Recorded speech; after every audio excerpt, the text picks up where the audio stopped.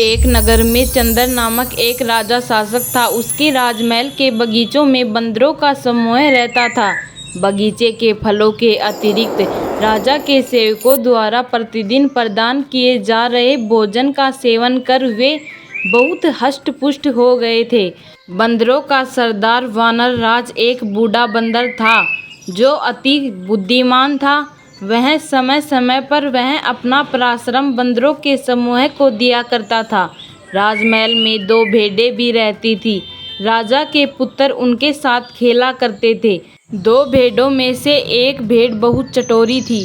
जब मन करता वह रसोई घर में घुस जाती और वहां खाने की जो भी चीज पाती खा जाती। रसोइया भेड़ की इस हरकत पर बहुत क्रोधित होता और जो हाथ में आता वह वस्तु फेंक कर उसे मारता।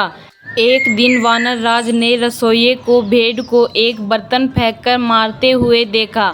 वह सोचने लगा, कहीं रसोइये और भेड़ की यहाँ तनातनी बंदरों के विनाश का कारण न बन जाए। ये चटोरी भेड़ तो खाने के लोभ में यदाकदा रसोई घर में जाती रहेगी। यदि किसी दिन क्रोधवश रसोइये ने चूल्हे की जलती हुई लकड़ी उस पर फेंक दी तो अनर्थ हो जाएगा। भेड़ का ऊन से ढका शरीर आग पकड़ लेगा। भागते हुए भेड़ अस्तबल पहुंच गई तो सूखी घास से भरा अस्तबल धधक उठेगा। घोड़े जल जाएंगे, फिर वही बंदरों का काल बनेगा। यह विचार मस्तिष्क में आते ही वानर राज ने अपने समूह की सभा बुलाई और अपना संदेश जाहिर किया। उसने पराश्रम दिया कि इसमें पूर्व की रसोइये और भेड़ के बीच की लड़ाई हमारे लिए प्राण घातक सिद्ध हो जाए। हमें राजमहल छोड़ देना चाहिए, अंत हमारा विनाश निश्चित है। किंतु बंदरों ने उसकी बात नहीं मानी।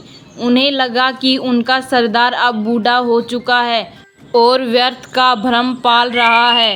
वे राजमहल के भोजन के आदी हो चुके थे, इसलिए राजमहल छोड़ने को तैयार नहीं हुए।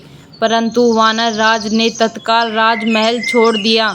इधर एक दिन फिर चटोरी भेड़ रसोई घर में घुस गई और वही हुआ जिसका बंदरों के सरदार को भय था। रसोइये को और कुछ नहीं मिला तो उसने जलती हुई लकड़ी का टुकड़ा उठाकर भेड़ पर फेंक दिया। भेड़ का शरीर जो ऊन से ढका हुआ था धधकने लगा। वह इधर उधर भागने लगी और अस्तबल में घुस गई।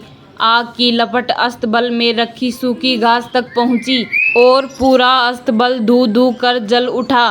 कई घोड़े जलकर मर गए, कई घायल हो गए।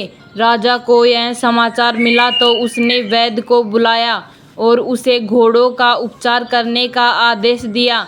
वैद्य ने घोड़ों के घाव का परीक्षण किया और बोला, इनके घाव तो शीघ्र ठीक करने का एक ही उपाय है, इन पर बंदरों की चर्बी लगानी पड़ेगी।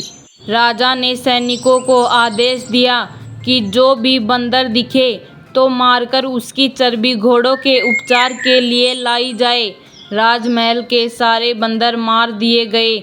जब वानर राज तक यह बात पहुंची तो वह बहुत दुखी हुआ। उसके मन में प्रतिशोध की ज्वाला धधक उठी, किंतु वह अकेला था। वह युक्ति सोचने लगा जिससे वह राजा के कुल का भी वैसे ही सर्वनाश कर दे जैसे उसके कुल का किया है। एक दिन वह पानी पीने एक झील के पास गया। उस झील में सुंदर कमल खिले हुए थे। वानर राज ने देखा कि मनुष्य और जानवरों के पदचिन्ह झील की ओर जाते हुए तो हैं, किंतु वापस आते हुए नहीं हैं। वह समझ गया कि जरूर यहाँ कुछ ना कुछ गड़बड़ है। तभी यहाँ पर जानवरों के जाते हुए निशान तो हैं, लेकिन आते हुए निशान नहीं है। वह झील के पास गया। थोड़ी देर बाद वह पानी पीने लगा। पानी पीते ही वहाँ पर थोड़ी देर बाद एक राक्षस प्रकट हुआ। वह उसे देखकर चौंकना रह गया और सोचने लगा कि यह मेरी रक्षा कर सकता है। क्यों ना मैं यहाँ पर राजा के परिवार को लाकर मैं अपने परिवार का बदला ले सकूं। बंदर राक्षस की तरफ देखने लगा और मन ही मन सोचने लगा। उसने कई आभूषण पहने हुए थे। वह वानर राज से बोला, जो भी झील में आता है मैं उसे खा जाता हूँ, किंतु तुम तो चतुर निकले। मैं तुम्हारी चतुराई देखकर प्रसन्न हुआ। मांगो, क्या मांगते हो? वानर राज बोला, एक राजा ने मेरे पूरे वंश का नाश कर दिया है। मैं उससे प्रतिशोध लेना चाहता हूँ। आप मेरी सहायता करें, मुझे अपना कंठहार दे दें। मैं आपको वचन देता हूँ कि मैं आपके आहार के लिए राजा और उसके अनुचरों को इस झील में लाऊंगा। राक्षस ने वानर राज को कंठहार दे दिया। वह हार पहनकर बंदरों के सरदार राजा के नगर पहुंचा। वह वहां से एक पेड़ से दूसरे पेड़ पर झूलने लगा। जिसकी भी दृष्टि उस पर पड़ती वह कंठहार देखकर दंग रह जाता। राजा के सैनिक की दृष्टि भी उस पर पड़ी और वे उसे पकड़कर राजा के समक्ष ले गए। राजा ने उससे पूछा, तुम्हें ये कीमती कंठहार कहाँ से प्राप्त हुआ? वानर राज ने उत्तर दिया, महाराज, यह हार मुझे समुद्री के देवता द्वारा प्राप्त किया गया है। वह जंगल के बीचों बीच स्थित एक झील में निवास करते हैं। जब सूर्य आधा उदय हुआ होता है उस समय जो व्यक्ति उस झील में डुबकी लगा ले तो उसे समुद्री के देवता का आशीर्वाद और कंठहार प्राप्त होता है। राजा उसकी बातों में आ गया। वह अपनी पत्नी और पूरे परिवार सहित उस झील में डुबकी लगाने तैयार हो गया। वानर राज ने कहा, कल सुबह की मंगल बेला में पधारिए। लोभ में अंधा हो चुका राजा अगली सुबह अपनी पत्नी, पुत्र, परिवारजन, मंत्रियों और सेवकों सहित झील पहुंचा। वानर राज भी उसके साथ था। वह बोला, महाराज, सबको अलग अलग स्थानों से झील में उतरना होगा। सबके जाने के बाद आप अंत में झील में उतरिए।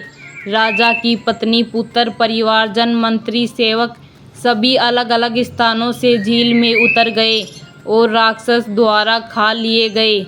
बहुत देर तक जब कोई बाहर नहीं आया तो राजा ने चिंतित होकर पूछा, हे वानर राज, मेरे पत्नी, पुत्र, परिवारजन, मंत्री और सेवक बाहर क्यों नहीं आ रहे? तब वानर राज एक पेड़ के ऊपर चढ़ गया और राजा से बोला, अरे दुष्ट, तुम्हारा समस्त परिवार, मंत्री और सेवक राक्षस द्वारा खा लिए गए हैं। तुमने मेरे परिवार को मौत के घाट उतारा था। आज मैंने उसका प्रतिशोध ले लिया। इस कहानी से हमें यही शिक्षा मिलती है, बुरा करोगे तो बुरा फल पाओगे।